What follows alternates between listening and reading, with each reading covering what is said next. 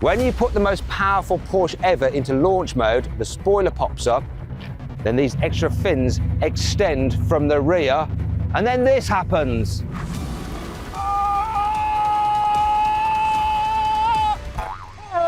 This is the new Porsche Cayenne EV, and it's a little bit like an asteroid because it's big, it's heavy, it's so fast that it's unstoppable, but it also threatens to make dinosaur-powered cars extinct.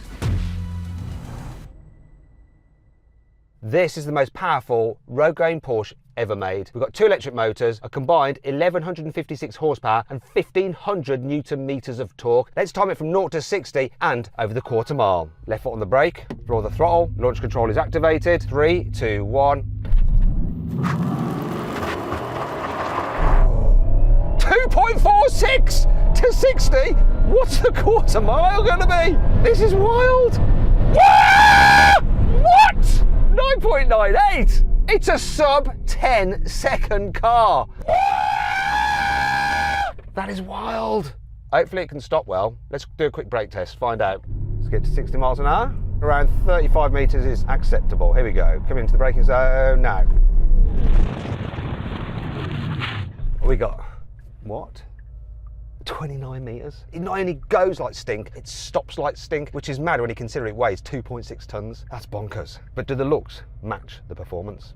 In the argument of petrol versus electric power, in this case, electric power wins in terms of visuals because the Cayenne EV looks better than the internal combustion engine Cayenne. Don't you think? Got a really purposeful front. This being the turbo has these aggressive scoops in there which do actually feed air over the wheels. Also, we have more aggressive scoops and vents down here as well, but even the lower models look really good, and this particular car is fitted with the optional smoked light covers. Moving down the side, all cars get these surrounds around the wheel arches, and wheels start at 20 inches, though these ones are 22s, and this is a statement of Porsche's intent for this particular turbo version. P0R tyres, really aggressive, sporty tyres. All models get this side skirt treatment here, which looks good, but the turbo obviously has the turbo badging. Also, this one is fitted with the upgraded Turbo Night grey satin effect for the window surrounds and the roof bars. I like this feature. Unlike with the 911, they haven't cocked up the door handles on the outside, proper door handles. And of course, being a posh car,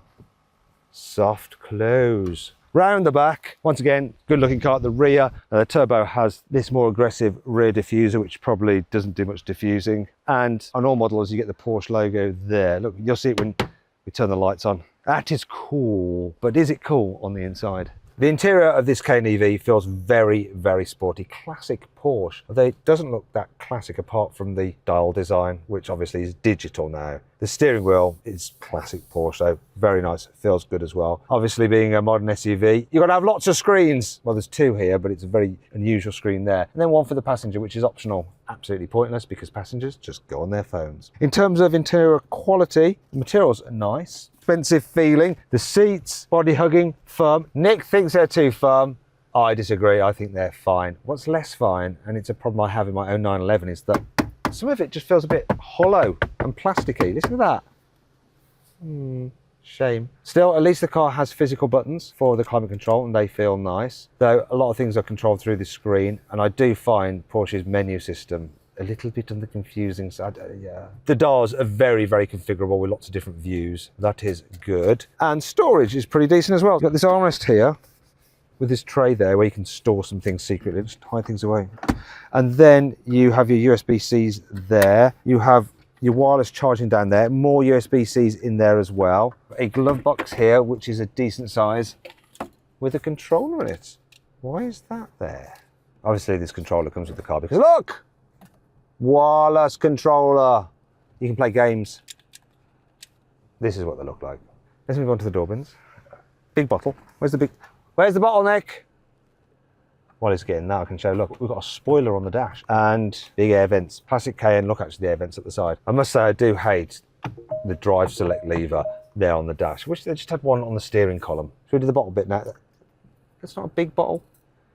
Anyway, while he's doing that bit, I can show you these features. Look, so what's really handy is that you have this shortcut button here to turn off the annoying speed limit warning. Look, they make it easier for your Porsche. And then round the instrument binnacle, you can turn off the fake engine sound or the spooky kind of sci-fi acceleration sound. And then on the other side, you've got your suspension button, so you can have the car in like Sport Plus and then still have the comfort suspension. You can up and down the air suspension. There's the button for look. Brings up your parking cameras and surround view cameras there. Because we've got the door open, you can't actually do it properly. Cameras are pretty good. And now we should have a big bottle. After all that, you can see it fits. Now, this car has a nice Race Tex headlining and the classic Cayenne. Double sun visor, oh yeah! And vanity mirrors on both driver and passenger with lights. Because if you're driving a Porsche, you're vain.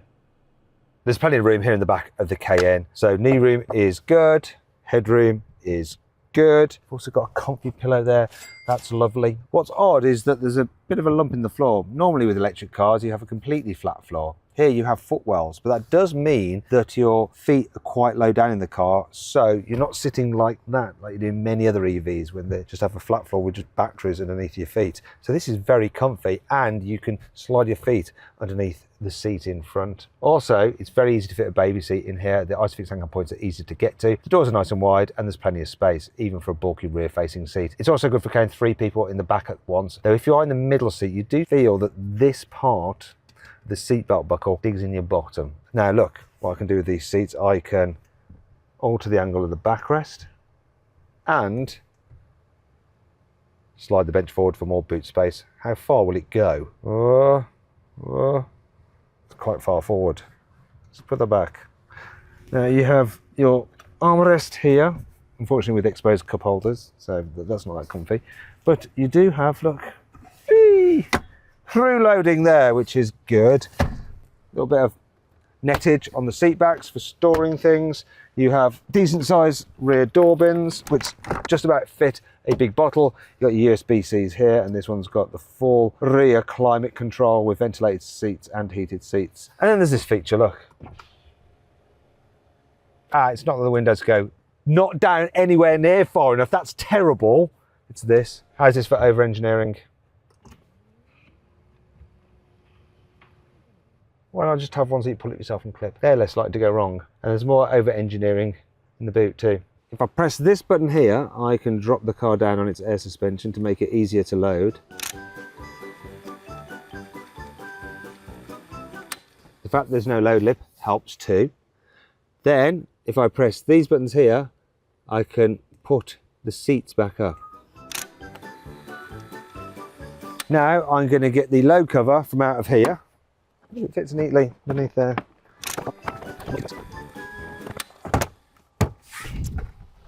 Now I have 500 litres of space, but the seats are in their most rearward position. That capacity is better than most of its competitors anyway, but if you need more space, you can move the seats forward and then you have 780 litres of space. But what does it mean in terms of actual carrying capacity? Well, let's see how many suitcases we can fit in the boot.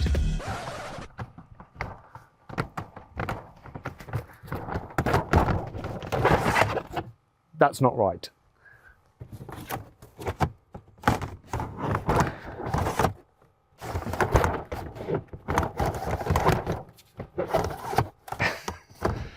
I'm a professional car journalist.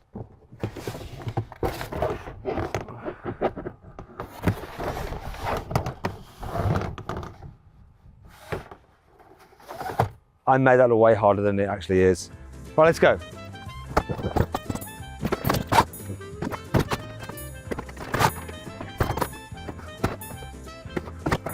I'm just going to do something. Come with me.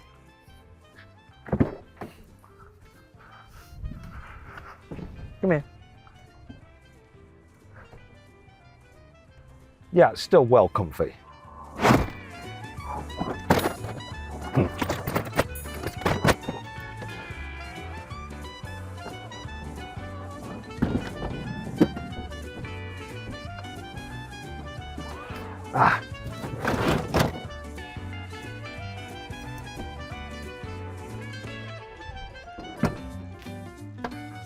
That's 9, 10. However, it's not all good news. Here's some annoying things about this car. While this new curved infotainment screen may look cool, Actually, to use, it's a bit of a faff because your hand sometimes covers up some of these smaller icons. Oh, and look at this. When you turn it off, it's just filthy. Depending on which way you're travelling, you have terrible reflections in the dash. Look at this. Watch it change as I drive around.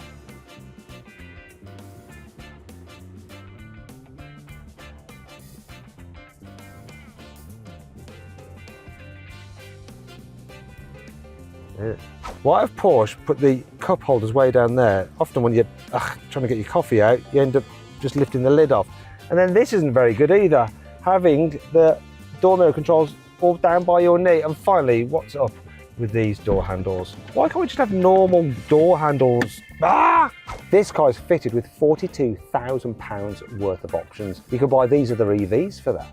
Be expected with Porsches, because certain things that you want, they do know how to charge extra for. That roof, about £4,500. If you want the rear axle steering, which makes the car turn in a tighter circle, that is £1,500. If you want clever suspension, which does away with the anti-roll bars and use the suspension to prop up the car in the corners for improved handling, that's £7,000. And if you want the carbon ceramic brakes, £8,000. The Porsche tax. But then there's a couple of things that are just stupid options. For instance, rear seat heating, that's over £300. Just make it standard because someone will forget to select it. And this, Isofix on the front passenger seat, it's £50. £50, it's not even worth the effort of ticking the box. It's not all bad though. Here's some cool things about the new Cayenne EV. The optional heads-up display has augmented reality, so it can show things like lane keeping assist, other cars, and all sorts of information right before your eyes. To prevent you from opening the door into cars approaching from behind, you get this warning in the door. When you turn this knob here to put the car into Sport Plus mode, it opens the air vents at the front and raises the spoiler at the back. This is strangely satisfying. And so is this.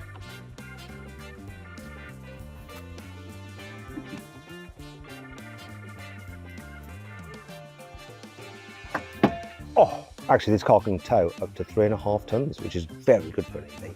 For the sunroof, you don't have a blind, you have special glass. So you press that to make it go matte, press that to make it go semi, and that to do another pattern. As well as a hands-free boot, there's also a hands-free fruit. It's 90 litres. Couldn't resist it. And the Cayenne EV starts from £80,000 for the entry-level car. For the S, it's £100,000, and for this turbo, it's from £130,000. Obviously, this one of the options I've already mentioned is £170,000. Now though, let's find out what this car is like to drive. This is a big car, and so hopefully it's not too tricky to navigate around tight streets. Yeah, I'm definitely allergic to it. So much for the pollen filter. Anyway, hopefully it's not too difficult to thread through tiny village streets, because this is the kind of car that is going to be used on school runs. Oh, I tell you what's good straight away, you need to brake suddenly then. Very progressive braking, not suddenly jerky braking like you get with some EVs. Porsche know how to calibrate their controls. Throttle, it's not too sensitive when you just want to trickle along. Steering, solid but light enough. Suspension, oh, so good. This air suspension is very, very cushioning. It has a on its toes feel like you expect from a Porsche. It's sporty, but it's so yielding. It's very comfy. Even in sports mode, in the stiffest setting, it still is comfy. Very clever. The only slight downside is the visibility out the back window and the rear three quarters when you're looking over your shoulder pulling out. Other than that, and this fat pillar, visibility is pretty good. I'm confident driving this around here. Don't think it's a problem, but how manoeuvrable is it? Because this car is fitted with the rear axle steering, the turning circle is 11 metres. Without it, it's 12.7 metres. So if you do a lot of town driving, definitely fit it. Now let's check out the manoeuvrability for real. Hit the button there to bring up the surround view cameras. Gonna need them. Fortunately, there's not many cars coming the other way. What I don't want to do is hit the curb and curb my very expensive Porsche wheels. Camera's helping me, but look at that, no problem. That was too easy. This is definitely a car that you can just bumble about in confidently. Also, being a Porsche, it's got presence, but at the same time, goes under the radar a bit. It's not all showy and shouty like a Lamborghini. But what is it like on a cruise? Not that kind of cruise, like a cruise down the motorway.